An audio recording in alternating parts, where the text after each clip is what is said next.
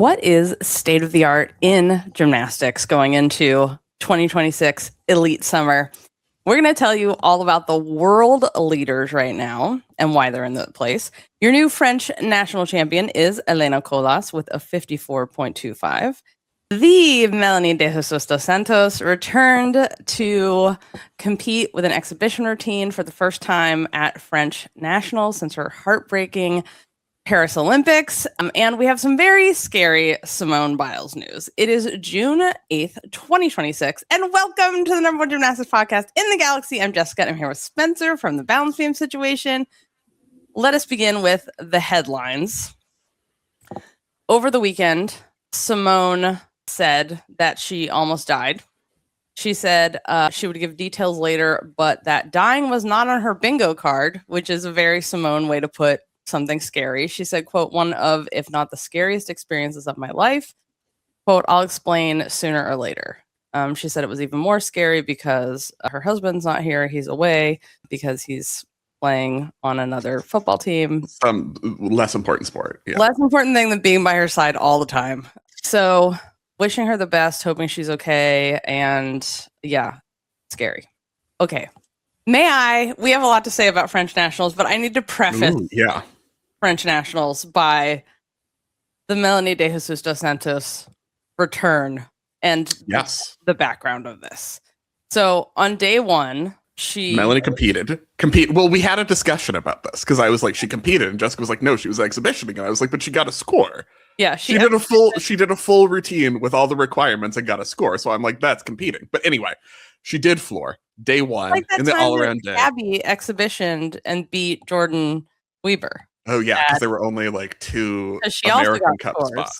Right, but she was It's all competing to me. The most important thing is that Melanie came back. Yes, and did floor. She got a 13.35 even with a 5.0 score, which is kind of, you know, just Melanie things. With 2 out of bounds because she was like, I can still do this with Joe. No, the floor can't hold her. Please. It can't stop her. She did simple tumbling. She had a bandana around her ponytail. She starts with like a slow jazz kind of a thing, but not boring, lame jazz. Like fun. I know you like jazz, but like not bad. Jazz really needs way more. I need to learn more about how to say all the classifications of jazz because it's not Miles Davis. It's not Elevator. It's what you would see Melanie dancing to. Please. Someone send me a link to how to learn the jazzes. But she had then it changes in the middle, has some Martinique music change, some fun. So she talked to Cécile Noni at L'Equipe about her experience and said she was so happy to come back. She feels really good. 2 coaches are coaching her right now. So she's working with, and she really is liking this system. So she has Laurent is coaching her. They built this brand new gym in Martinique for her, and that's working for her. And she really likes seeing the new, generation coming up. And she looked genuinely happy to be there. Like she looked like the Melanie we got when she competed at Classic that time in the US when she was training at WCC. And I just want to talk about how huge it is that Melanie came back. The backdrop of this, the greatest, most technically perfect gymnast ever, perfect person gymnast ever to be a person, to never win an individual world medal or Olympic medal. Like that's what's crazy. You're like, who's one of the most beautiful, most technically perfect, has the all the hardest skills, never won a world Olympic medal? Oh, Melanie. Mm-hmm. You'd be like Melanie and Vanessa Atler. I put them in there. Yeah. And the secret Soviet and Chinese gymnasts from the 70s who we never got to see because they never made a team and we don't know about them category. Right. Yeah. Mm-hmm. Or they said one thing they weren't supposed to and were sent and it was like, no, gulag. 7 European and 13 World Cup medals. After Tokyo, she cited mental fatigue, needing to rebuild her confidence. She left her longtime coaches, Eric and Monique Hagar, to work with Cécile and Laurent in Texas with Simone. And as a result, she helped her team go on to win, which was the most magical thing to witness in person and be there at the Antwerp World Championships, the team bronze for France, was so amazing. Like that team of gymnasts who've been together for so long, competing elite for 10 plus years together, all get that bronze medal and they're going into the Paris Olympics. And it was like, oh my God, like this is great for them. Things are going well. Like they're set up to win a medal at their home Olympics. And then the Paris disaster happened, which was lots of things happened with the French Federation that pissed off gymnasts and coaches, and gymnasts spoke out ahead of the Paris Olympics. And then we had the situation with Marine Boyer in warmups in the training hall right before the competition started. So she had a near catastrophic head injury in those warmups. In an interview with her French teammate, Alison Lapp, she described the fall on bars. She hit her head on a fall from a Jaeger in the back gym. And if you're a visual listener, we are watching some of our footage of her beam training, one of the things that she's known for. Don't worry, you're not going to see the injury. This is just to illustrate like what a great gymnast she is. And she's amazing, and we should always watch, like we have 6 minutes of Flavion beam video. We should have one of those of her. So she hit her head. At first, she said, it was decided she wasn't going to compete. Then, it was only 10 or 15 minutes before the qualifying meet started. Then they decided, okay, she is going to compete. She thought she could do it. The concussion left her unable to move her neck the next day.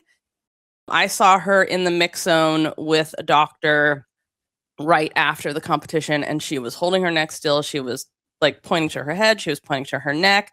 She was like, barely moving her neck. I was like, oh no, this is not good. Something very bad has happened. And of course, she said in this interview that she can't really remember what happened during the competition. She had a ringing in her ears and kind of a sense of like that she wasn't really there the whole qualifying at the Paris Olympic Games. And you could see that like her teammates were so upset about this, like it affected them. And one of the things that gymnasts on the floor told me is that she kept having to ask her teammates what her routines were, or ask them like, what skill do I do? What's my beam? And that of course upset them even more. So like this understandably led to a disaster for the French team. They, Melanie didn't qualify to anything. None of the French gymnasts qualified. That was the end of their Olympics. It was a huge disappointment. They were all super upset. And then she went on to do Simone's tour, but it was really a question like, is she ever going to want to come back to gymnastics after this? Because she just seemed so upset. And she did say that, she went back to Martinique, spent a lot of time with her family. She talked about how, she needed to renew herself. And so this all to say that I think she has done this, decided to come back and compete, even if it was just one routine, not the hardest difficulty she can do, in her own way, which is I'm going to stay home. I'm going to train here. I'm going to work with the coaches I want to work with. And doing it her own way is for the best because she really looked happy here. So that was great to see. And we're so happy to have her back as a gymnastics world. Welcome back, Melanie. And speaking of the littles who, before we talk about that, the littles and French championships and the meet. Not necessarily littles. No, they're not even littles. I keep forgetting Elena Colas is a senior now. She's not a junior anymore. But can we talk about something that we got in the scoring that game changer. Shut up about all these routines. Game changer in the live scores from French nationals was, you guys, the future is now. They listed the artistry deductions separately in the live scores at French nationals. I was like, this is all I've ever needed. See, it is possible. The technology exists. You can list it separately. It was great information to have. But only shock there, she got 1/10 in artistry deductions because I'm like, for what? Yeah. If Melanie's getting 1, I want to see other people getting 1.1. Exactly. Let's talk about the all-around winner, Elena Colas, who is the junior champion of many things, and we've been watching her come up from the same gym that Kaylia Nemour is from. Originally, not now. All-around winner, national champion. Newly a senior this year, but we've been talking about her as a junior for a while. This year as a senior, she won the all-around at Jesolo. Last year, she was favored to win all-around gold at Junior Worlds. Fell, got silver. Still a great competition, but it was one of those like, oh, she can get silver with not her best meet kind of things that gave served more notice that she was going to get really good scores and had the potential to as a senior. Once again, I think she is getting very strong scores, winning competitions without showing everything that she can do. So it's still like, oh, she has more that she can do. As Jessica mentioned, same gym that Kaylia Nemour started at, but is no longer at. So same original coach, who is now allowed to coach. I saw an article on the French Federation website. They were like, we know, but we're worried about more gymnasts leaving the French program. But that's my summary. That's not what they said. That's my reading between the lines. It was interesting, though, that they did say in that the French Federation article, like, we understand, there might be things that the gymnasts want to talk about, but like all of these interviews the gymnasts are doing, I'm paraphrasing in my own words. Yes, we're reading between the lines. We're giving our own. That's what we do here. If you just wanted us to read the article, we would link to it. There was a part about like, please be aware that you're damaging the reputation of the French Federation. And it's like, well, think about all the years they put up with all of this stuff. And now they're finally speaking out because look what happened in Paris, you guys. Like, take some ownership, French Federation. Anyway, Elena Colas, all-around champion, also won bars and floor in the event finals. Mayana Prat won the beam title. She is also a new senior. We don't spend as much time talking about her as we should. It's one of those things where she's the same year as Elena Colas, and Elena Colas wins, and then Prat always gets second. She got silver in the all-around again this year. She is extremely good. She already has one eponymous skill on floor, controversially that it's only one, which is the split ring leap with a full turn on the way down. So it's kind of like the Ferrari, which is a tour jeté half to ring and then a half turn, but it's like split leap to ring position, and then you quickly do a full turn on your way to land, which she has named after her. At the same competition, I contend that she did a perfectly excellent 4-credit triple L turn. And I don't know what the Women's Technical Committee's damage is that they haven't named this after her. But as far as I'm concerned, she should already have 2 skills named after herself on floor. Because at that same competition, it was great and around. And like, if someone did a double like that, exactly like that, you'd give it because you always do. In my mind, this was her second skill. Like, the L turn, so hold your leg up straight in front of you at 45 to 90 degrees. Then that 45, 90. Yeah, 90 degrees. Yeah. Credit. Don't drop it. Don't do 45 degrees. I was like, oh yeah, she already has that other skill. But I do like, so the Ferrari is notoriously an ugly skill. Ferrari, it's so cool that she got credit for it, and it's very inventive, but it is not pretty when you try to very hard to make it look elegant. Yes, it is. Like when even Kayla Ross did it, and it was kind of like, no one can make it like, if Kayla can't make it look good, no one can make it look good. Yeah. No. There's probably some rhythmic gymnast on Bulgaria who could make it look pretty, but it wouldn't look like about rhythmic, at all. Yeah. But the thing about it is that I feel like this is easier to twist because you have the momentum of pulling your legs down, and then you can do your switch ring, make it beautiful, and then you just crank your legs on the way down, just spin them like a ice skater and turn yourself around. So in our mind, she has 2. So we'll see. Yeah. Whoever actually gets the triple L turn named after them, it should be her. But if it's someone else, we'll be like, but. I don't love any leap where you have to wrench around so much twisting at the end. It's my same issue with like the Gojian or something where you're hitting a split and then it's just like, let me just like pull myself around a bunch of times at the end. I'm like, is this a dance element? Is this elegant? Is this good execution? It's another thing where I don't think anyone makes it really look great. I mean, all the gymnastics leaps are pretty fugly compared to their origins. The hard ones. They're too hard to make look nice. So either we judge them like they should be judged in dance, or we just accept that there's wrenching. Yeah, we accept. Yeah. Yeah. Lorette Sharpie is also competed. Silver on beam, 4th on floor. One of our favorites. So nice to see her. Morgana Cisak tied for the vault, gold, also medaled on floor. So a lot of the familiar faces, the ones we've gotten to know on French teams, also competing, still in the mix. Great to see. We did not see Ming Van Aken, verbally committed to Florida. French gymnast, has a great handspring Rudy that can score very well. She didn't compete her, but otherwise, Ming, usual never suspect. forget. Visual, remember Ming and the Wings. That's breaking in here with a little update. Ming posted that she had an ankle sprain. We're going to tell you who the leaders are in 2026. Going into Elite Summer, we're going to tell you all about them, who's leading with their scores or with their scores. But we'll break it down. We're going to tell you. But before that, we have some updates for you.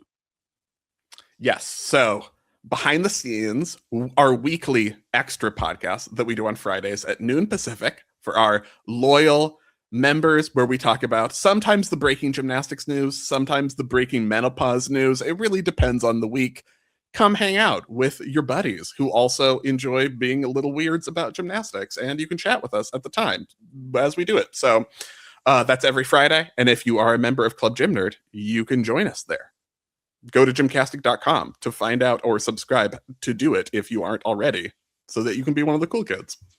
You also get all of our archive of behind the scenes and exclusive episodes. You get our games. You get the members only forum, discounts on live shows, and some of the other things we have are merch. So if you want to rep your people or your allyship for June Pride Month, we have our Pride shirts, which I am wearing today. And also Club Gym Nerd makes a great gift. So you can find everything at gymcastic.com. We also have newsletters, and we've made it easier to sign up because now there's a big, beautiful box on the homepage where you can just boop, put your name and say which newsletter you want. And we also have the Refer a Friend program happening now. So here's how it works. Once your friend signs up, you're like, hey, GymCastic, it's awesome. You should totally do Club Gym Nerd because you get all this extra stuff. They sign up. You send us an email with your friend's member email address, and you'll both get a free month. So we'll credit you. They'll get a free month. So email customer service at gymcastic.com, put referral in the subject line, and we will handle the rest for you. And by we, I mean fact checker. Spencer, what's good in 2026? Oh, we need to talk about it because it's Elite Summer, you guys. This is what's happening. It's starting. I wanted to say Elite Girl Summer, like Hot Girl Summer, but it's pejorative. It feels pejorative, right. So we're just saying Elite Summer. But Pan Am's and Asian Championships upcoming this month, the month of June. Then we've got US Classic in July, US Championships, European Championships in August. It's all starting. It's all happening. So to prepare, we wanted to go through who is setting the standard so far in 2026, what makes them good, what is good, especially in a year when Simone Biles is not competing elite. Look, what is the state of the art? What is the top standard in the world? What are the best gymnasts doing? Why is that so good? We wanted to go through event by event, talk about the all around, sort of see who's leading. Is that going to stay? Is that just a function of not that many people have competed yet? Or are they like the star of the year? So I want to start with the all around. Our overall all meets world leader in the all around right now is Hezly Rivera, Olympian from the United States, 2024 Olympic team gold, 2025 US champion, and then withdrew before the selection process for Worlds. She scored a 56.75 at Winter Cup. That's not an international event. That's a US domestic event. So it's maybe its own category of scores, but that's the highest score we've seen so far this year. The World Gymnastics event, world leader. So those are events that are actually on the World Gymnastics calendar.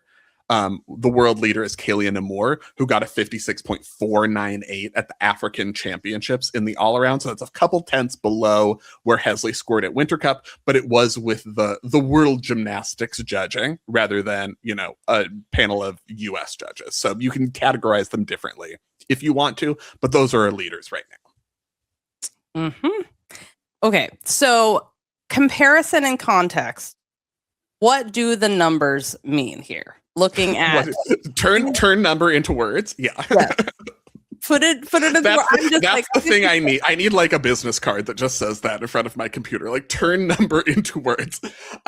So for comparison, Melnikova won the world's title last year with a 55.066 and a miss. So that was, it was worlds. Things happen. It wasn't the cleanest all-around competition in the world, but she won with a 55.0 and a miss. So when we're talking about 56.4 for Nemour, 56.7 for Hezly Rivera, those are presumably world medal level scores. If you can recreate that consistently, you are in the mix for world medal. We expect Worlds 2026 to be a deeper competition. There were a lot of people who didn't compete in 2025. Maybe a more hit competition. That all-around final wasn't super clean. So the scores we can expect, basically what I mean is we can expect the all-around scores to be higher, what it takes to win. But, if you are showing 56 all-around ability right now, you are a medal contender at Worlds if everything, continues to plan. My topic for classroom discussion, as we break out into discussion groups or our discussion sections and talk about the world all around, and analyze the text and find the symbolism. Like, why, in your mind, is Hezly Rivera the world leader? Like, what does she bring to the table that maybe others don't? What is allowing her to have the top score in the world so far this year? So, I mean, the 14 plus across the board on every event, like she doesn't have a weak event. That's one thing. And honestly, like she and Claire Pease have talked about like how much better their vaults have gotten and stronger they've gotten. But I think she is, not having a weak event. And also she can move. This is the thing. They have made more of an effort with her. She has made more of an effort with her dance. And I feel like she's always had the capability of like fulfilling the artistry checklist, no problem. She also has the stalters and doesn't need, as we saw at American Cup, she did a giant into her dismount on bars and was like, that was a mistake. I haven't been doing giants. I've been connecting it directly, those direct connections. And the other thing is like, she's reliable. She does those like baby Tkachevs, those Woga butt scrapers, which are designed so you don't fall off the bar, which is a strategy that works. So, I mean, hers are pretty high for having moved to Woga. So I think those are the things that give her an advantage. And she has that experience. She's been to an Olympic Games, which it really does make a difference. Like, you really don't see her falter at major meets. Do you think is it too early, or are we saying, can we say she's the all-around favorite in the world right now? Is it Hezly? Is it Kaylia Nemour? It's June, shut up? Who's the favorite? Like, right as we stand right now, just what we know right now. I think Kaylia is the favorite based on her huge bars advantage and beam advantage. But Kaylia has not been as consistent. Last year, she wasn't as consistent. She made a mistake, which took her out of all around at Worlds. And but the other thing is like, people just like Kaylia has such, I think she is the favorite in terms of like the will of the people, because they know her story. They know that, she said that she should have put up with kind of coaching that she didn't want to, and should have moved to a different country. So, she was unhappy with the French Federation and all this stuff. And she's so good. Like she has the highest potential, I think. And I don't think we've seen the highest potential from Hezly yet, because I think we will not see, she will be paced hopefully very wisely in what she will not whip out her hardest stuff until like championships, Olympic trials before LA 28. So we'll see her place herself in a good position, but I don't think we've seen everything she has to do. Whereas Kaylia is like, if she does everything and hits it, she's the winner. That's my Is there anyone else we think can get into this 56, this rarefied 56 zone as we move forward? I expect Elena from France, who just won French Nationals, to get there. She did last year. She won the Junior Worlds. Silver at Junior Worlds, yeah. She definitely is someone who I feel like can get in the range. And Leanne Wong, we can't forget that Leanne Wong was, again, the medalist, all-around medalist to Melnikova, which she wanted to burn that place down, but was very calm and did a press conference about it, even though she wanted to smash things and punch everyone. Very impressed with how she conducts herself. And then Alice D'Amato, she had shoulder surgery, which shoulder surgery can be very tricky, especially if your whole thing is doing the craziest, Ukrainian bars that Italy's ever seen. But they are all. If you're an Olympic beam champion, I don't think we can say your whole thing is bars anymore. This is true. This is so true. Like not my bar specialist. I'm the Olympic champion. But they have gotten this score before, and I expect them when they're at their best to be there again. Do you have sleeper picks? Yes. So, Sky Blakely. Ooh.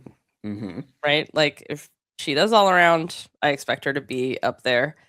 Rina Kishi. Ooh. Okay. Yep, yeah. Because never count anyone out from Japan, even if they've been left off a team unfairly in the past, which is everyone.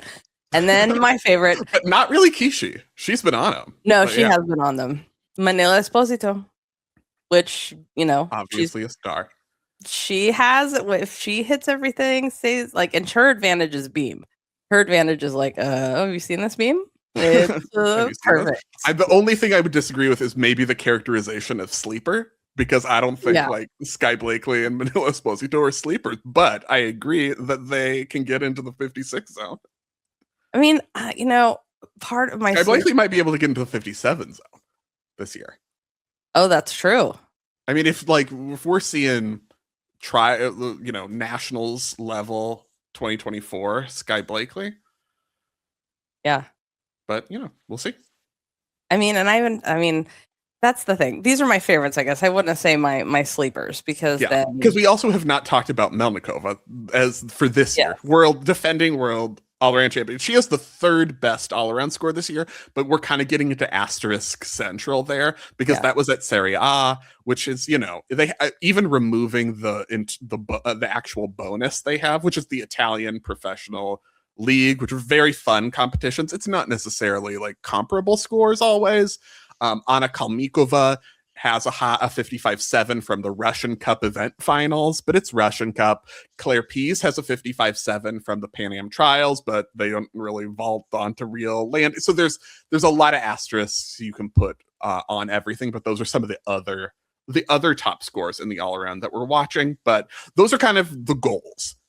High 55s into the 56, especially if it's not a super harshly evaluated competition. If you are a major all around competitor, high 55s is kind of what you want to be getting this summer. Yep. Shall we vault? I mean, I don't want to, but if you want to vault, then you may. If you want to hurdle your body at a stationary object, feel free. Anyway, our world leader on vault right now, one category of world leader on vault, Leah Monica Fontaine of Canada, defending world vault, silver medalist, got silver behind Melnikova at Worlds last year. At Gymnastics, she got a 14.283. So that makes her world leader. That was with Yurchenko double full and a Lopez, the round off half on, layout half.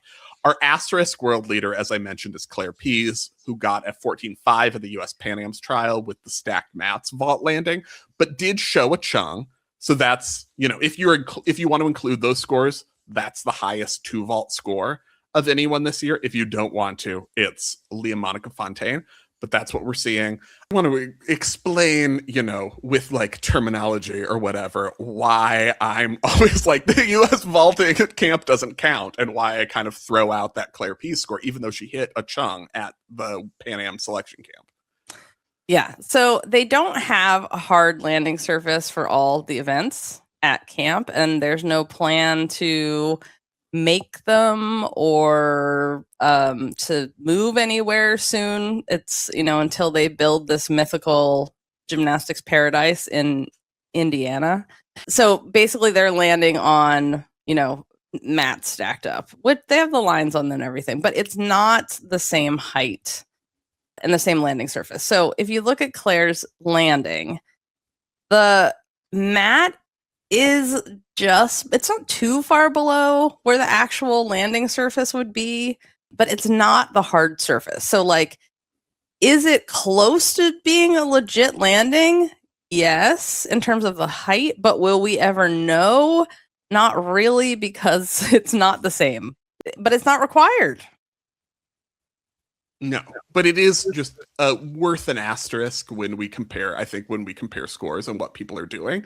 But it does tell us that if you have a Yurchenko double full and a Chung, you can become the world leader on vault pretty quickly right now, because that's what where the top vaulters are. Most of the top single vault scores we've seen so far this year have been Yurchenko double fulls. In terms of comparison and context, that's kind of why I'm like, well, we know nothing about vault right now. Vault's just blank, especially when we're waiting to see Rebecca Andrade vault at Pan Am Championships. We're waiting for Jade Carey to compete this summer. If they haven't vaulted, we kind of don't know anything. Both Olympic medalists at the most recent Olympics on vault with Simone Biles. So we kind of, for comparison, Andrade in the Olympic final, her 2 vault score was a 14.966. Jade's was a 14.466, and vault D scores have not changed since then. So it kind of is we can still compare even to a different quad. So when we say world leader is Leah Monica Fontaine at 14.283, Claire Pease at camp 14.5. That's about what Jade Carey scored at the Olympics. But again, the Olympics are a totally different situation than a US selection camp on vault. But that's kind of, we know people are about to compete who have way higher scoring potential than we've seen from anyone this year. Which brings me to my potentially hot take topic question for you. And I want to know what you think about this. Is vault worse? Like, are gymnasts worse at vault now than they were like 10, 15 years ago, United States of Amanar, London Olympics 2012, when the US had more Amanars than they knew what to do with? Is the quality worse, or is something else happening? For the world, I think the qualities might be improving. For the US, the vaults we see are worse in competition, but I feel like that's because it's not worth developing an insane Amanar anymore. So people don't do it. There are the people left over from the generations of when they had the Amanar Whisperer at camp, but he retired long ago. But I think it's the incentive has changed. So we see kind of, funky chungs, sometimes a great chung. It's inconsistent, I would say. But then also, like, I think people haven't done it. Like, we've seen Hezly and Claire have slowly gotten better and better and better on vault, what they're showing in actual competition. And I think by the time, LA 28 comes around, they'll be doing really good vaults. But yeah, in general, vault's kind of with some highlights. Yeah. Yeah. So, but you think so you're saying it's the code and what the code is valuing, leading people to vault differently? It's not worth it to do a beautiful, perfect high Amanar anymore. The D scores are so astronomically high. E scores, execution scores on vault are so astronomically high. It doesn't matter if you do the form on vault would get you a 5 on another event. You can get a 9 on vault. So you just go for what's harder. It's there isn't strategy to do beautiful vaults. But if you were going for what's harder, wouldn't you go for an Amanar? But like, if E score doesn't matter, then shouldn't an ugly Amanar be worth better to do? Would be the smarter thing to do than a clean double full? I mean, so what I think is it's not worth the risk of the Amanar landings if you're not you don't have crazy air awareness, you don't have Ali Raisman ligaments of steel. It's not worth the risk for the bump when you don't need it, and you can do other skills that are less risky. If that makes sense. Like, you risk a greater injury with an Amanar than you do with a chung. And I think but to the point of the D scores, in the days when the Amanar was 7/10 more than the Yurchenko double full, you could do an ugly Amanar that would score well enough to be worth it. And now it doesn't score well enough to be worth it. Like, the E scores there, I mean, even though we get frustrated, they're all bunched and all kind of the same. There is, like, sometimes you'll get a 9 and you might get like an 8.4 if it's ugly. And that, is more than the 4/10 difference in difficulty. So, but I think it's interesting because I also think we don't see as strong vaulting as we did in 2012. I think it's all the code. Like, comes back to like, Mhm. why was floor boring for years and years? Because they didn't have to do any artistry. Now it's gotten so much better. The same with beam. It was just like everyone does it, like college. Everyone does exact same routines on all the events. It's boring, except the teams that throw in interesting stuff they don't have to do. And now elite beam and floor have gotten so much better, but vault has gone the opposite direction. So what they should do is rank up, as we've said, the e-score deductions on vault. Rounding others in the top 5 with Fontaine and Pease, Karina Schoenmeier of Germany has a 14 at 2 vault score. Anna Kalmikova at the Russian Cup event final, she has a handspring Rudy as her first vault. Also, Alexandra Onofrieva at the same Russian Cup. She is another one we haven't really seen before, but she has a handspring Rudy first vault, and that's enough to kind of get you up there right now. But, we don't, as said, we don't really know a lot on vault yet. And Schoenmeier, if you've got a Chong, if you've got a Rudy, you can get there because the door is open still to get there. Schoenmeier would have medaled at Worlds if she had not missed that. She didn't miss her hand. She didn't get repulsion off her hand. She didn't touch. She missed her hand. She full missed her hand. I mean, yeah, they counted it. The official word was that she didn't get repulsion off of it. It wasn't, but I was like, it didn't look like it hit at all. But that's what her coach told us afterwards. That it was, you didn't push off of that hand. And that's what happens when it's not touching. You can't. Famously, yeah, it turns if your hand out is not touching anything, you can't push anything. Let us discuss bars where Queen Nemour reigns supreme. Very different situation than on vault, where we're kind of waiting to see who emerges as the world leader. We already know who has emerged as the world leader, and it ain't changing on bars because it's Kaylia Nemour, who got a 15.566 in the African Championships all around. That's the world leading bar score so far this year.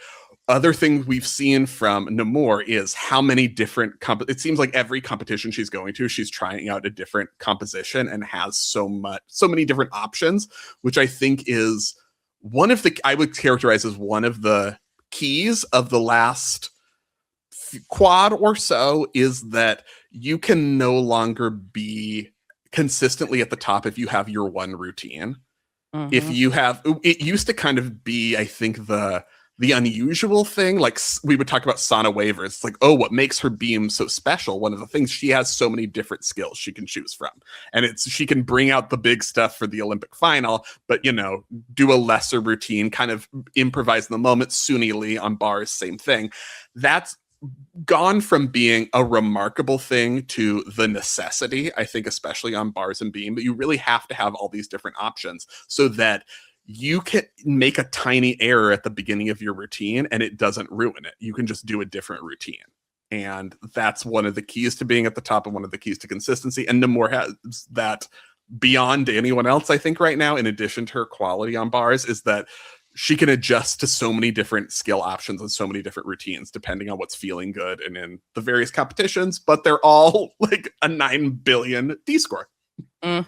I mean, that's like, her score is so high. It's like, this isn't the Beijing Olympics bars final high. Like, you look at that score. And they had when they counted 10 skills instead of 8. Yeah. Yeah. And there were like 16s. I mean, that's like how insanely high her bar scores. And she can hit on a freaking white mats, the dumbest thing that FIG has ever done. Oh, we don't like, has anyone ever looked at this? Is World Championships 2025. Yes, never forget. White mats. Let's make it as hard as possible. Like, already this sport is death defying, but let's make it harder to see where you're actually going to land or spot the mat. White mats. It's a great idea because chalk clearly bothers everyone. Who has ever watched a gymnastics meet and saw chalk on the mats and been like, oh, ew, I'm never watching this sport again. It's disgusting. Who makes these idiotic decisions? That's all I have to say.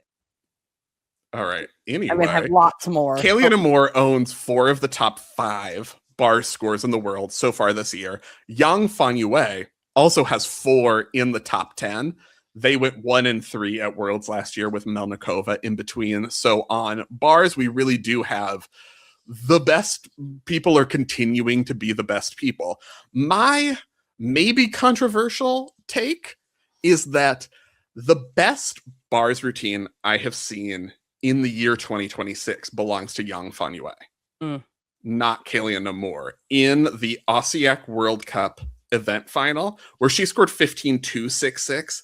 That's the best. That was the cleanest, not most impressive, because Nemour's routine is so impressive, but just for me, aesthetically most satisfying bars routine was Yang's, which it ended up having actually 1/10 more in skill value than Kaylia Nemour's, but so many fewer connections that she's lower on the D score than Nemour. But that was, I think, the strongest execution. She just never connects more than 2 elements at a time, because she's like not immortal. She's not mortal because it's too good for that, but she's more mortal in the connections than Kaylia Nemour.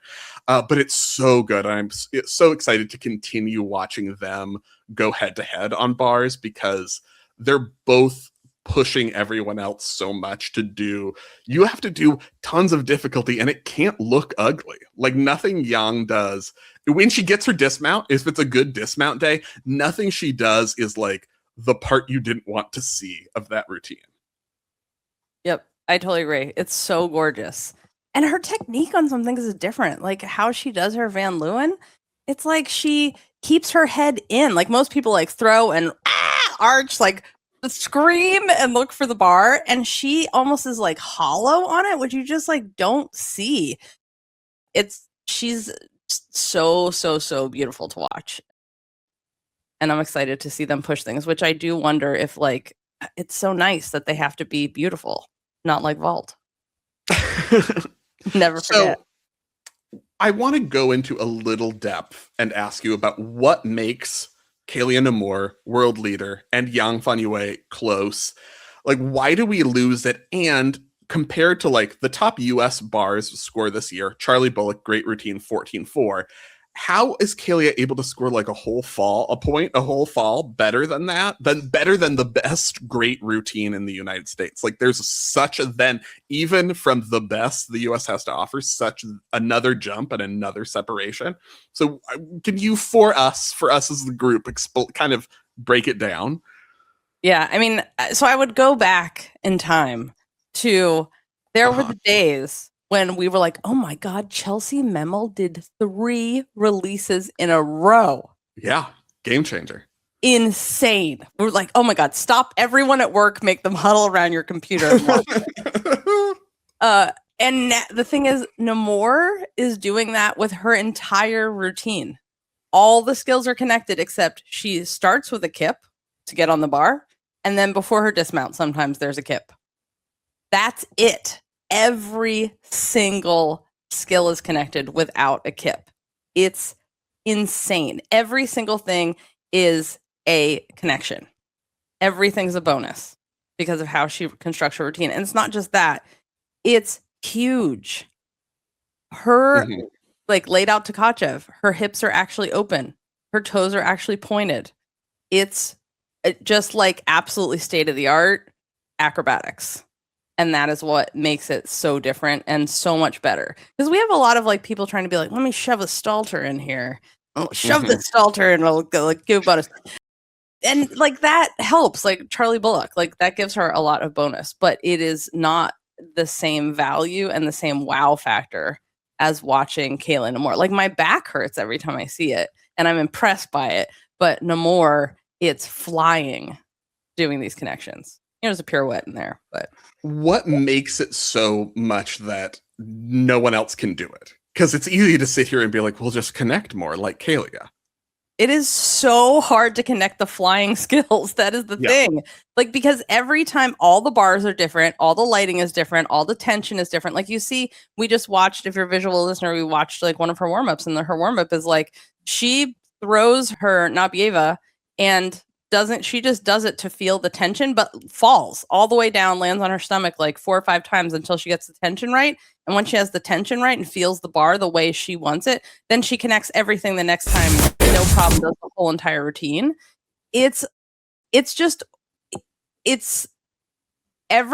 Her ability to adjust in these situations is so difficult to do.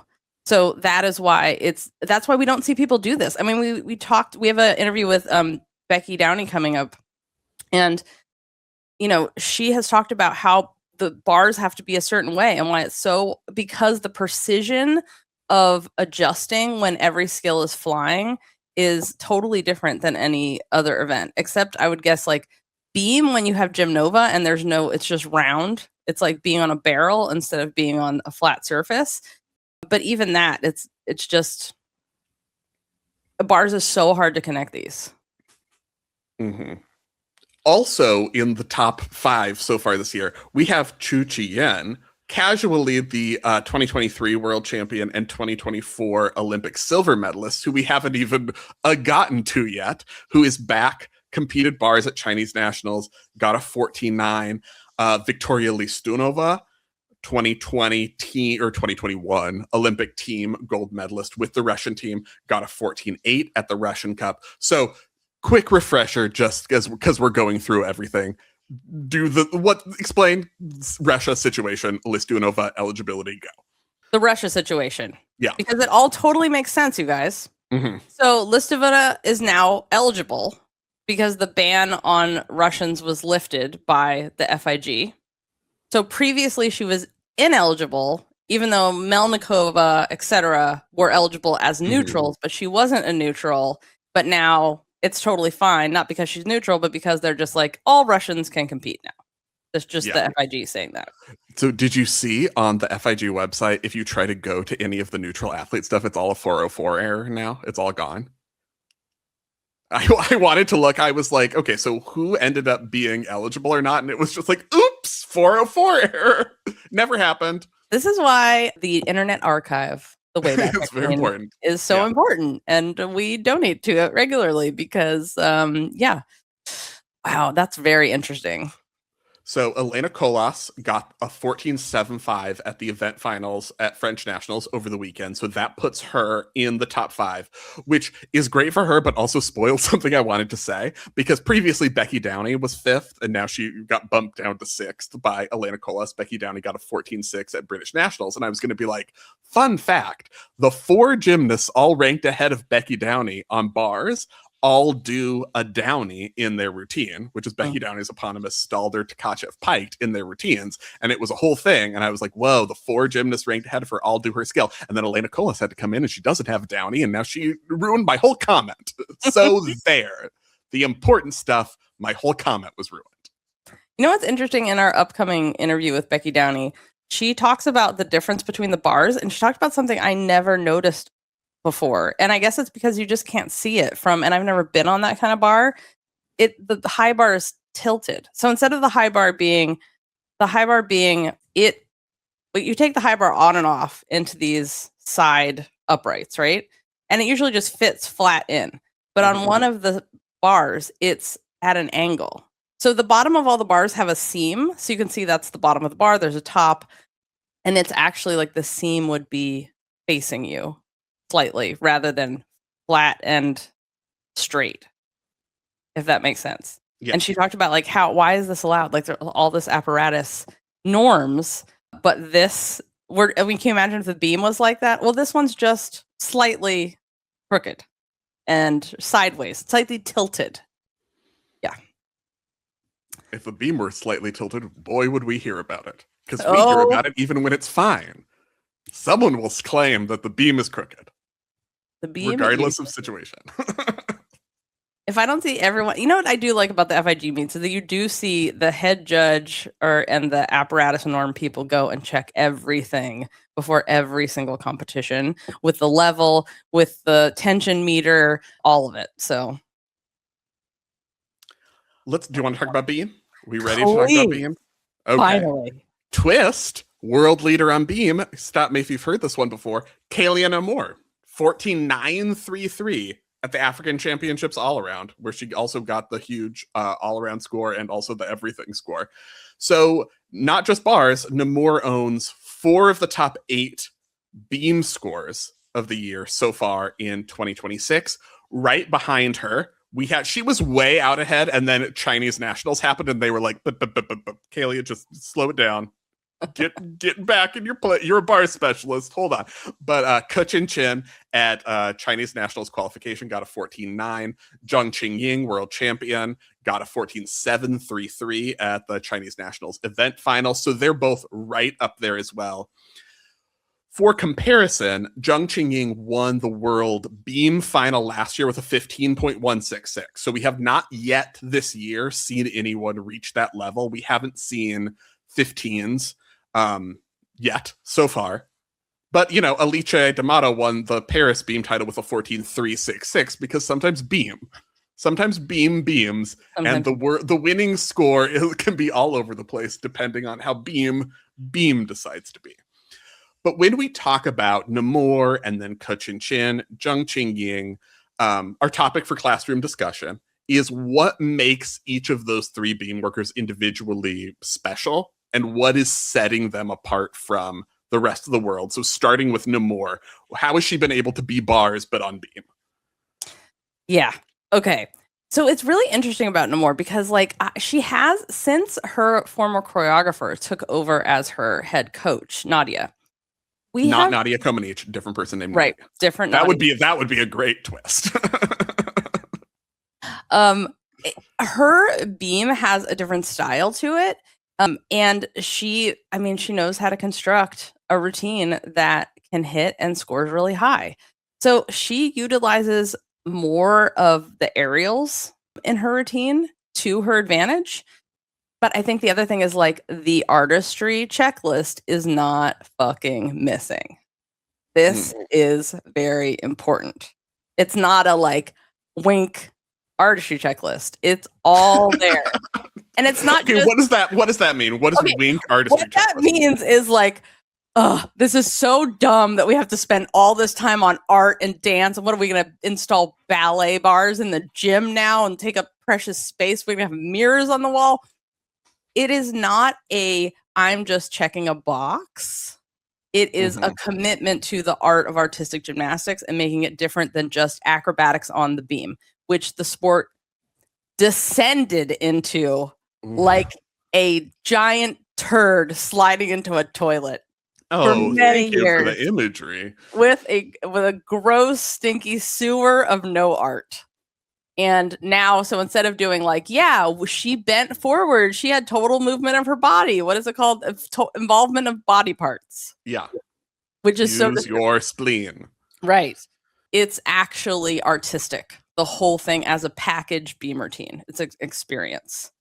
And I think that makes a huge difference. So that's what makes her different. And like, you know, she made the beam final at Worlds last year, didn't she? She did, right? Yeah. I feel like she did. Yeah. Mm-hmm. Like we were like, she's gonna wait, did she win a beam medal too? Last year was beam. Who won the beam medals? Yeah, she was silver. Yeah, silver, right. Like she's and Sugihara was bronze. Yeah. In my mind, Sugihara was silver, but that's just because like she was Sugihara. Yeah. Because that always happens. Yeah. So she is a force on beam and she can hit it. And it's Yes. She was second, Sugihara was third. How quickly we forget. And then Flavia was fourth, and Ellie Black was fifth. Yeah. Ask me about the next person. Jessica, tell me about Ke Qinchin. Ke Qinchin. Where do I start? When Bogan Sagaya comments on your beam and says this, and Kathy Johnson, it is the kind of beam that you think if an AI could make gymnastics routines and not make them look like a horrific accident, Two would legs coming out of your ears. Yeah. It's so perfect. It looks like it was created in a lab. It is the most beautiful, exquisite gymnastics and art put together. She has style that is unlike normally a Chinese beam routine. Like they all have the same technique and they do things the same way, and it's brilliant and beautiful. Her style is slightly different, and it's really beautiful to watch. Her use of front skills, like her handspring front, obviously, I'm going to mention that, how gigantic and beautiful it is. But her height, her front aerial looks like she's on a trampoline. And I am not exaggerating. She barely needs to arch her back because it's so freaking high. Who does a front aerial that high on beam? No one. Because the higher you go, the scarier it is, because the higher you are off the beam, the farther you have to travel to go off the beam, like to go side to side, more room for error. Most people do the equivalent of a nose hair scraper front aerial on beam because like the Woga Takachev butt scraper, because you want to stay on. Every skill is gigantic, high, beautiful, stylistic. She's absolutely spectacular. Like in my mind, she ranks with Lili. Whoa, big. I know. She's amazing. Mm-hmm. Tell me about Zheng Qingying then. Also, world beam champion, exceptional. Why is she among the top beamers? What makes her different? What makes her stand out? So her ability to connect her skills in that perfect, you know how the Chinese technique is you land one foot in front of the other, squat with your hands behind you, and you have that perfect landing position so you can connect everything. She has mastered that. She consistently lands perfectly in that position no matter what she's doing all the time. And she also does the back dive, which we don't see a lot of people do because it's very hard. And sometimes she lands, her sideways, her transverse back dive. Yeah. Transverse back dive. And sometimes people, this is a rib breaker, like legit. Like if you miss your hands, you will break your ribs. If you land hard enough, it has happened, many a gymnast. It's scary to do. And she does it out of a switch half or a straddle jump sometimes. Like it's so hard to do, but it's because she has that landing position dialed in that she can do it. So I think it's her spectrum of skills and her ability to connect because she has mastered the perfect, I have landed in the perfect takeoff position, so my skills are connected. I could go on and on. That's what we do. It's why we have a podcast about it and everything.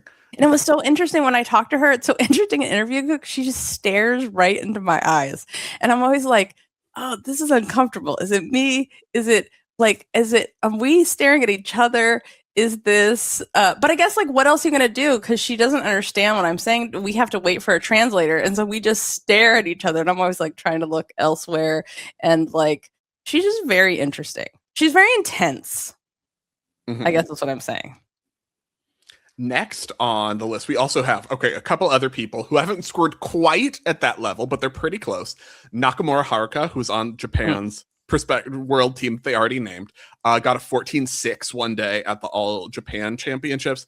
Her fastest wolf turns in the West is always the thing that stands out to me the most. I'm like, this is how you get a triple around on beam, and it doesn't end up, when wolf turns, we can talk about it, but when people try to do a triple wolf turn on beam and the first two are okay and then the third one's like -3 miles per hour as they try to creak it around, hers is like, no, you gotta go faster because otherwise I don't have time for this. And I appreciate her impatience with wolf turns. She's like, gotta get it around faster. All I can think about now is someone doing like an exhibition routine and they have a holster and they do a wolf turn and they're just like do. Well, at least make it a little more interesting. Yes, really. I mean, if someone could do that on beam with pew pew hands, that's our challenge for the week. If you're listening to this, pew pew hands wolf turn. Yeah. Okay. Our Italians are next with 14.5s. Giulia Perotti and Manila Esposito. And in Serie A, both got 14.5s on beam. Two routines we've talked about a lot before, and especially with Manila Esposito. I hesitate to even bring up the name of Manila Esposito for the sound effects that Jessica is going to create, both from her sound effects board and from her body, because it's just involuntary when you even think about her beam. But yeah. Oh, do you want me to stop? Okay. All done.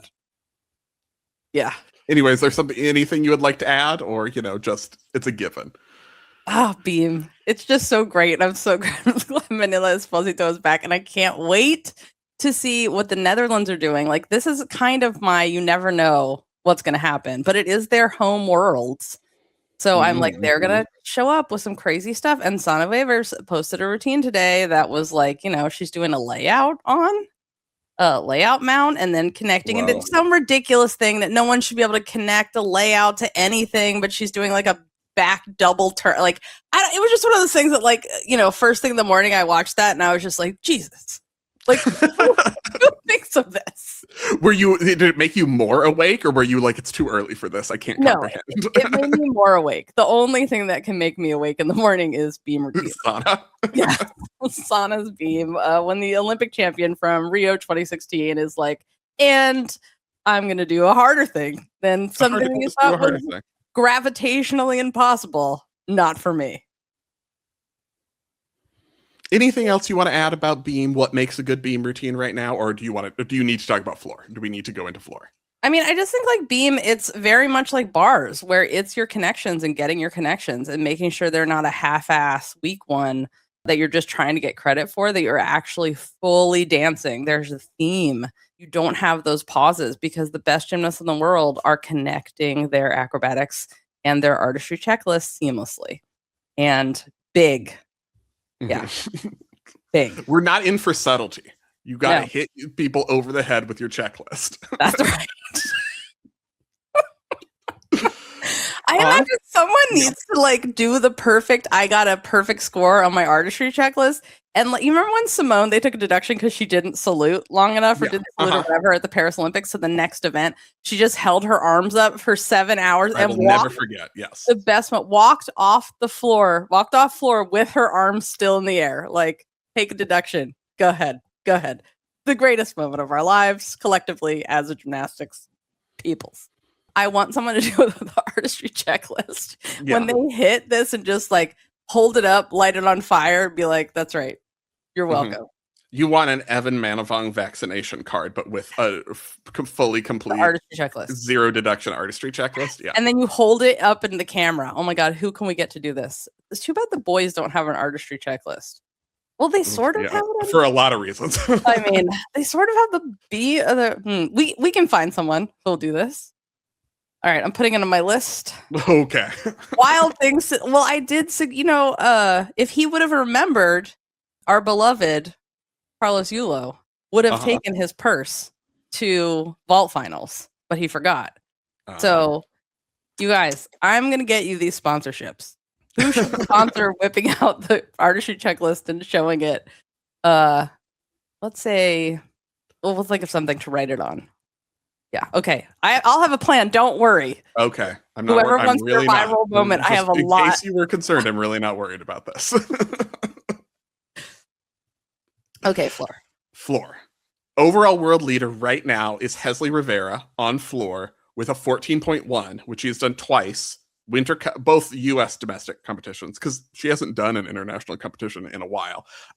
Both Winter Cup and Pan Am Trials got a 14.1. Only other 14s have come from Japan so far this year. Kishi Rina got a 14.066 at NHK. Sugihara, the world champion on floor, got a 14.0 at the All Japan Championships. And then next is Leah Monica Fontaine, got a 13.933 at Gymnastics. One of the things I want to note about this that I think is very interesting and not necessarily surprising, the top 9 floor scores so far this year have all been done within your home country. Domestic competitions or competing at home. Best score outside of your home country was Melnikova, who got a 13.85 at Serie A. It was actually a 14.05, but that was with a bonus that was noted. So to me, it's a 13.85. But it's Serie A, but also it's Melnikova. We know she can score exceptionally well and potentially win a world championship on floor. Next was Risa Sponda's 13.7 at Jesolo.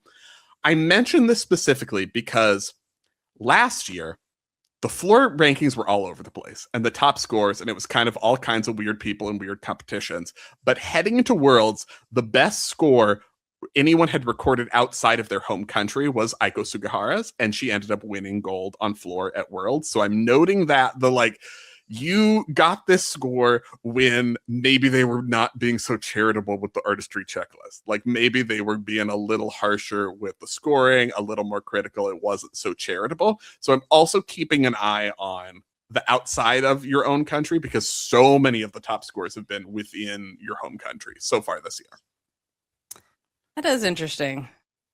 I wonder, have we compared that to other, by we, I mean, have you compared that in previous years to see like whose domestic score held up? None of them. The answer is none of them. They don't.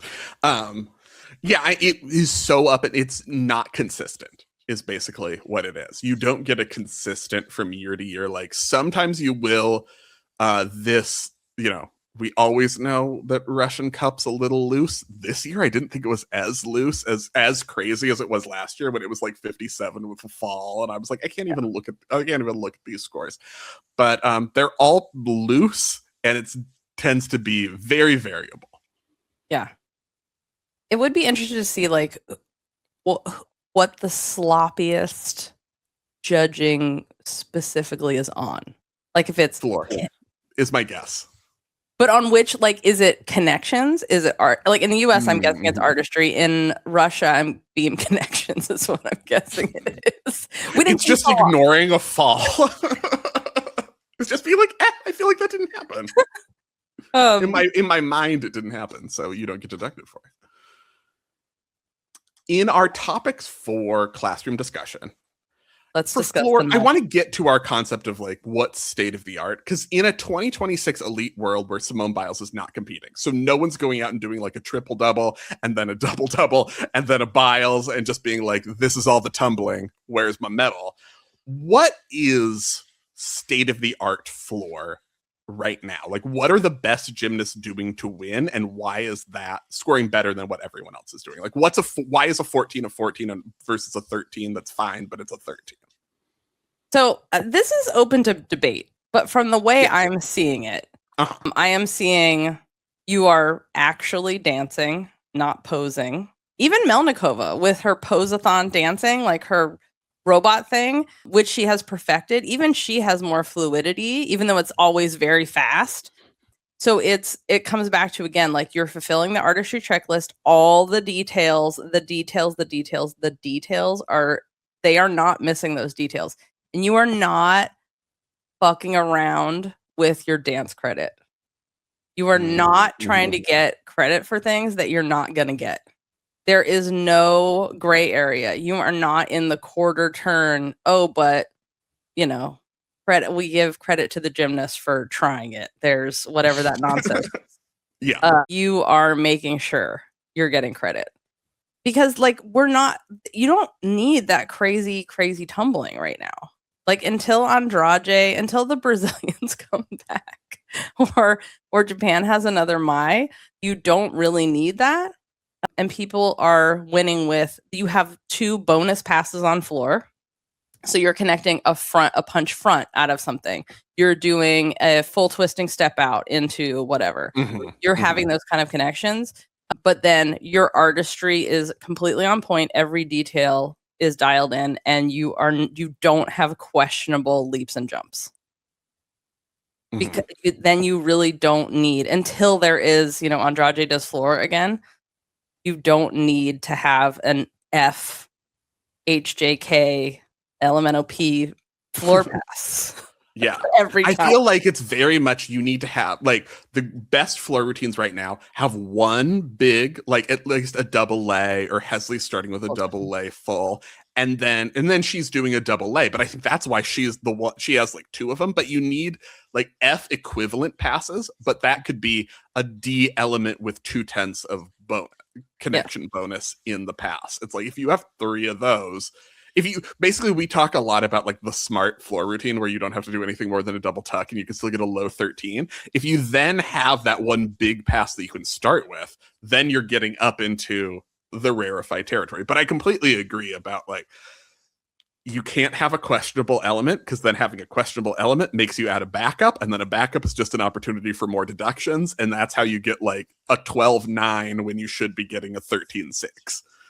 Yeah, there isn't, like we always say, like less is more, because everything that's more that you do is more opportunity for deduction, instead of, as the Australians say, paying yourself the bonus for, getting your artistry checklist, getting your connections. And I think the best floor routines we're seeing they're maximizing the, like, I'm just going to dance here, because as long as I hit my leaps and my turn and I had my bonus and my pass, like I can maximize stuff that is not a deduction or as an opportunity to show, here's my footwork. Do you see my feet? Here's my all of that. And for as much as we talk about like efficient floor composition, Sugihara teaches us that like if you're real good, it doesn't matter. Yeah. Because her floor routine is not like the efficiently constructed, like she has extra elements. She is doing the things that I often feel like hurt people, but because she's so good, it doesn't matter. Like it's like, because she's such a good turner, especially, she's so good at turns, she's going to get them every time. And so it's not like when you nail your routine, which is what happened in the World Floor Final last year. It's like, you don't have to follow all the quote unquote like the ways to code hack. She's not really code hack. She's code hacking in terms of utilizing combination bonus well on floor. If it's so good, it doesn't matter. It's when it's kind of that you got to be smart. It's like she's like, I can do an extra C element I don't need because it all look good. Yep. Exactly. So that we solved it. Just be pretty, be good, and we fixed it. Just do good. It's so easy. It's so easy. Just be good. Everything's precise and constantly think about it and don't miss it. Do exactly the same every time. Just be perfect every time. Yeah. Duh. Thank God we're here. Yeah, really. Okay, it is time for the Gymternet news.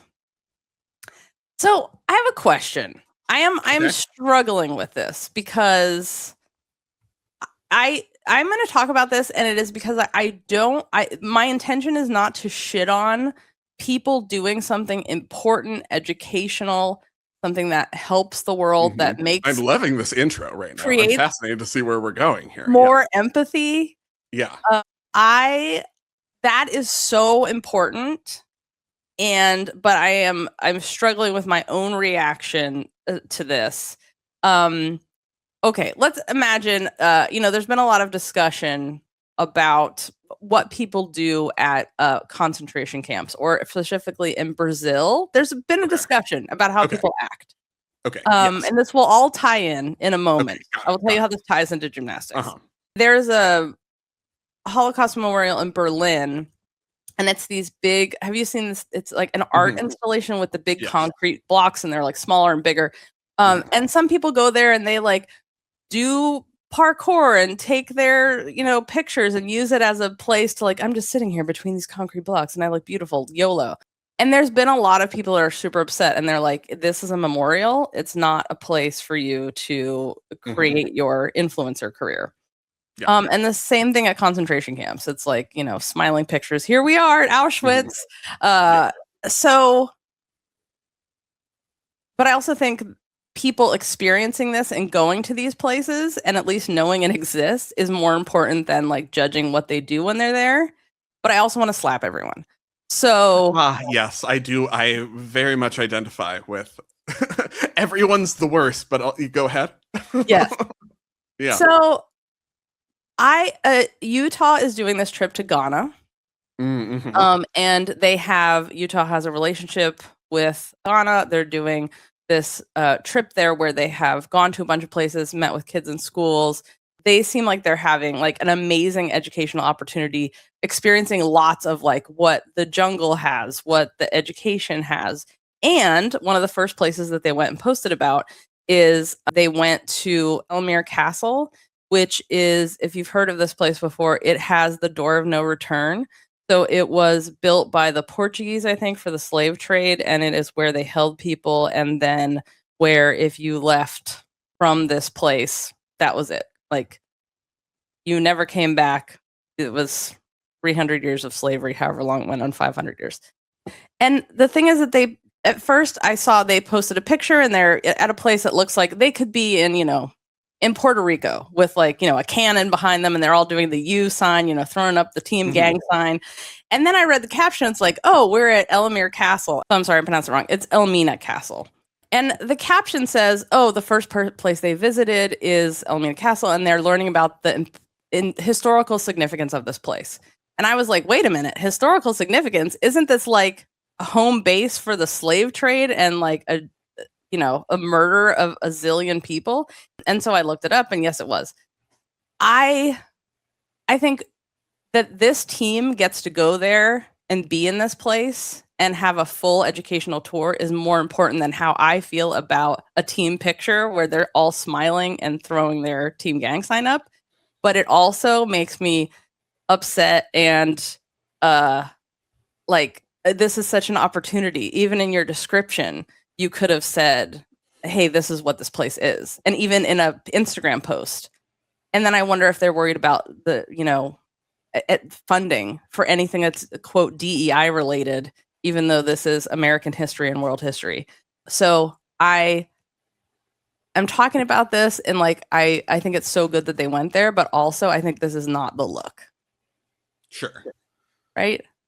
Yeah, I mean, I gave up fighting the not everything is a photo shoot needs to be a photo shoot. I feel like I lost that battle a long time ago, but yes, I agree. And I understand exactly how you're feeling because it's like, you don't want to go too hard on them because like, you don't want them to say like, okay, well, why do we even bother? Like if we're just going to get crap for it. Like they could have just gone to Disney World and no one would have said a word. But they didn't. They did something more useful than that. And you don't want to like, make people feel like why do I even bother? Let me just give up because I got criticized once, which unfortunately is a lot of people's reaction to everything, which is like, right. I got criticized once and now I feel bad, so I'm just going to turn into the worst person in the world. You're welcome. You don't want that to happen, but also, yes, I agree. I'm like, not everything needs to be a photo shoot. Yeah. But otherwise, if it's not, how do you get being a good person points on the internet?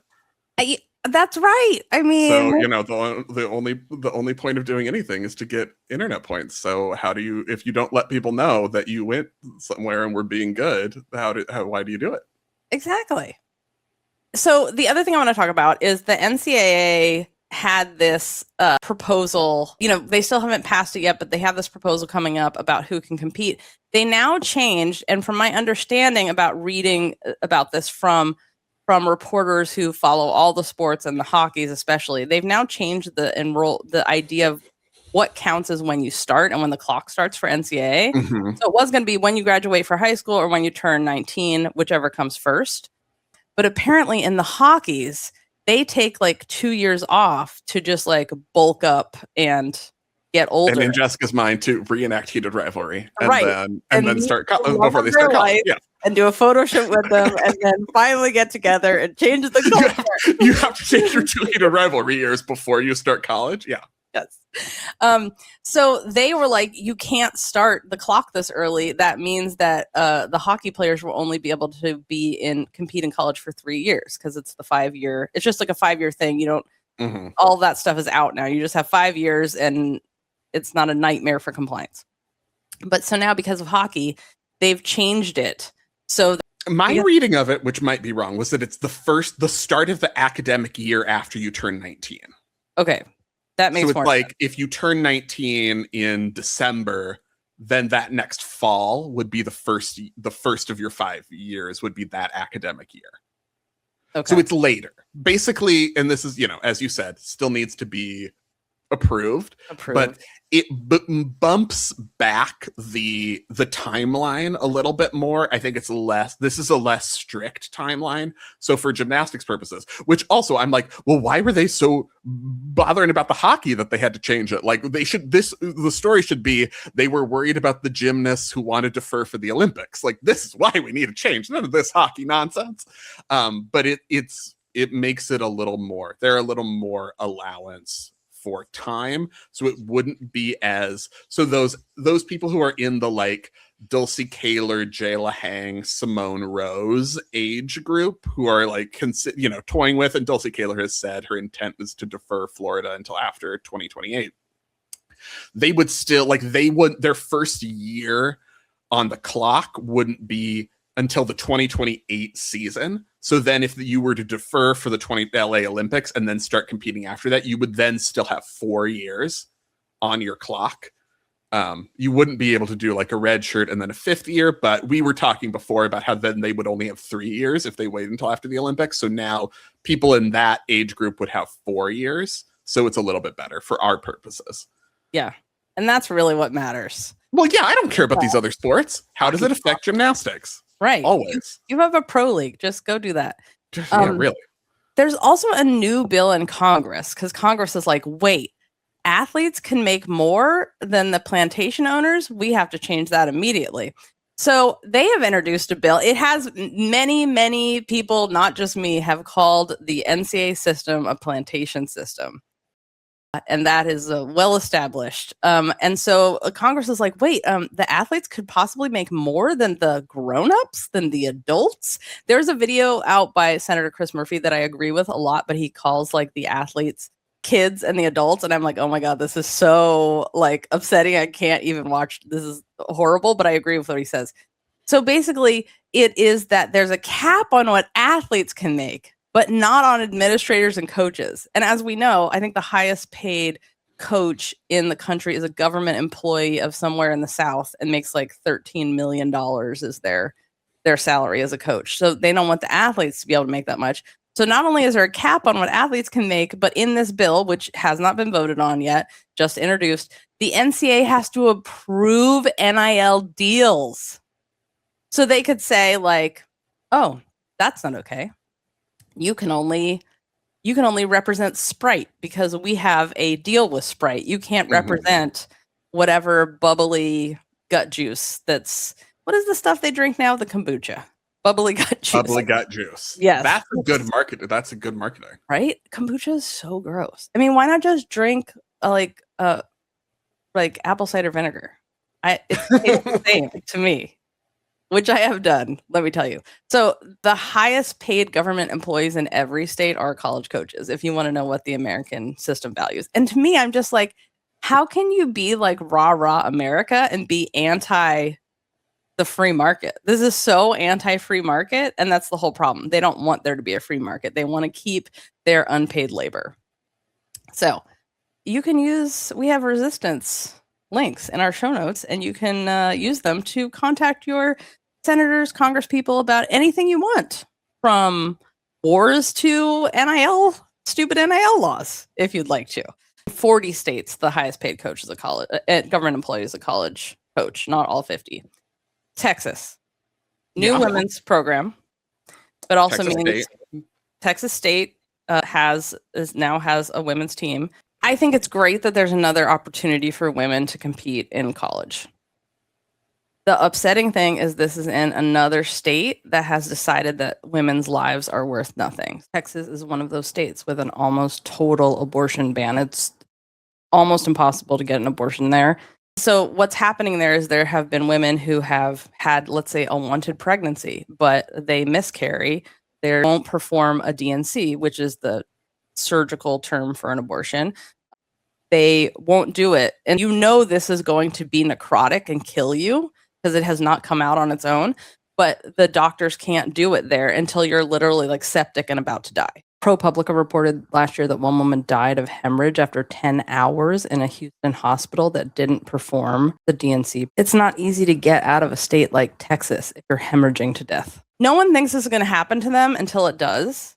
And so I would just encourage people to consider this when you're picking what college you're going to go to, because it's one of those things like you don't care about how close a hospital is until the hospital or the 911's too far away to get to you. It's one of those important things to consider. Sam Oldham did a comeback for charity, switching topics drastically. Yeah. I'm glad you didn't try a transition, though. No. I feel like it wouldn't have worked. Yeah. So he competed. He did a high bar routine for charity. A glorious high bar routine. Remember, like he's like a prodigy. He has a medal from London 2016 British team, and he had a Kovacs that was like I was like, no time has passed. It's been how long since London? 2012, and that was so good. So his father-in-law has Parkinson's, and he did this fundraiser. If you want to help him raise money for this, care about this cause, you can. We'll put a link up so you can donate to it. In health news, Jackson Harrison has torn his right Achilles, which is a bummer because I look forward to watching his glorious, beautiful high bar every year. Emma Slevin, the pride of Ireland, Galway, where was her parade? And Irish national champion has transferred to Arkansas. I think, Ireland. like, so our theme is if we have a college gymnast on the show in a season, they will transfer afterwards. Yes. Is that our new theme? That's what happens now. Yeah. It's a bump. I'm into it. So make it NCAAs, yeah. Ireland, women have more healthcare rights than they do in Arkansas, in Ireland. Not fun fact. Coaching updates, Rachel Ennis and Alex Wright added to the MSU assistant coach roster. So we were wondering where Mr. Marissa King was going to go after they left Georgia when Laurent came in. So now Mr. Marissa King, Alexi, has been added as an assistant coach at Mizzou. These are the important facts. I taught Jessica, if you haven't been with us every second of behind the scenes, I taught Jessica how to say Mariska Hargitay. It works about half the time, and now everyone's named Mariska. Which we did have an update on that on the behind the scenes. So I identified the serial killer that attacked the mom of a star, and it was not her. But thank you for all of your letters. So if you're not a member of Club Gym Nerd, you don't get what's happening. You don't understand what's happening right now, and you should understand. Yes. We're currently on a Mariska Hargitay storyline.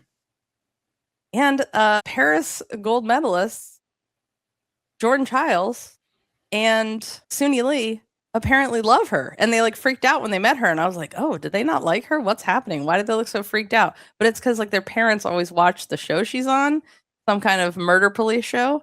And solving crimes with science show. Is that what they like? Yeah. And it's because they were like totally awestruck by her at the Olympics. Yeah. Gymnastics Australia, speaking of science, has announced an independent investigation into concussion protocols for elite trampolining. Can we have that worldwide for all of gymnastics? Because it's very much needed. I'm so happy to hear this. This is very, very, very much needed. And I'm so happy this is happening. So go independent investigations. We enjoy them very much. And we do have a mini commission that we will be doing later because next week we have a full commission coming up for you guys. And it's that time of year to get our mini commissions and commissions in before the elite season starts. So we will see you guys on Behind the Scenes at noon Pacific, which is an extra live Q&A show where you can write in with your questions, and it can be on anything. It doesn't have to be gymnastics related. As we know, it can be perimenopause or menopause related or bicycling related because Spencer, as you guys learned things about Spencer and bicycles on a recent episode that were very shocking, you guys. Were they? If you can't make it live, it's shocking. You can listen later on your favorite podcast player. Instructions are always in the show notes on how to do that. So we'll see you for Behind the Scenes, noon Pacific on Friday. Until then, remember to take off on gay, split on rights. Thank you for listening, and we will see you on Behind the Scenes.